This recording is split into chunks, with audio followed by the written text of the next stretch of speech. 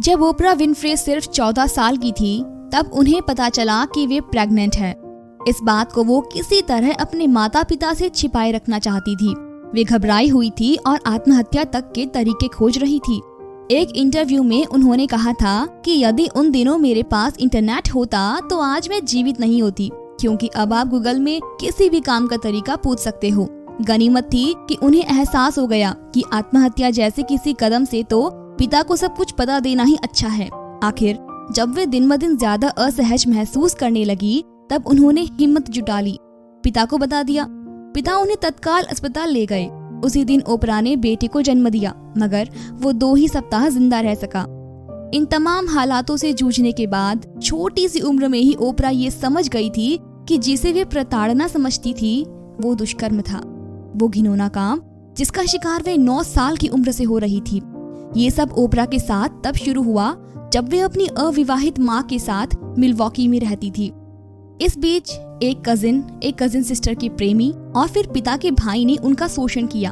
खैर, अब वे अपने पिता विनॉन के साथ नैशविले में थी, मगर बीते कल की छाप दिमाग से जा ही नहीं पा रही थी।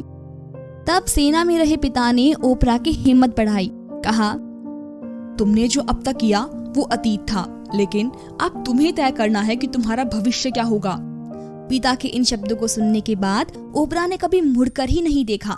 दोबारा स्कूल जाने लगी, स्पीच कॉम्पिटिशन्स में हिस्सा लेने लगी।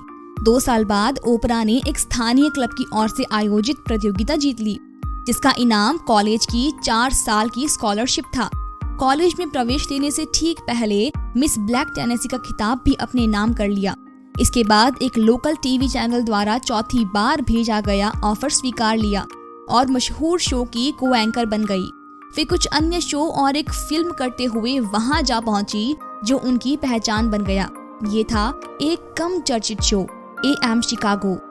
ओपरा के आने के बाद ये इस कदर लोकप्रिय हुआ कि इसे आधिकारिक तौर पर द ओपरा विनफ्रे शो नाम दे दिया गया।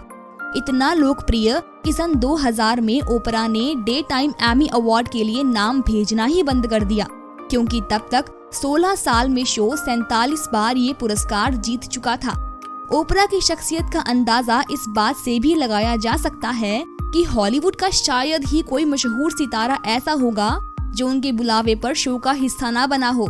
इनमें से अधिकांश उनके अच्छे दोस्त भी हैं, मगर अब तक की सबसे सफल ये 63 वर्षीय टीवी होस्ट एक सच्चाई कभी नहीं भुलाना चाहती, यही कि बचपन में उनके दोस्त सिर्फ जानवर हुआ करते थे, क्योंकि 6 साल का होने तक ओपरा विनफ्रे दादी के मिसिसिपी स्थित फार्म में ही पली बड़ी थी।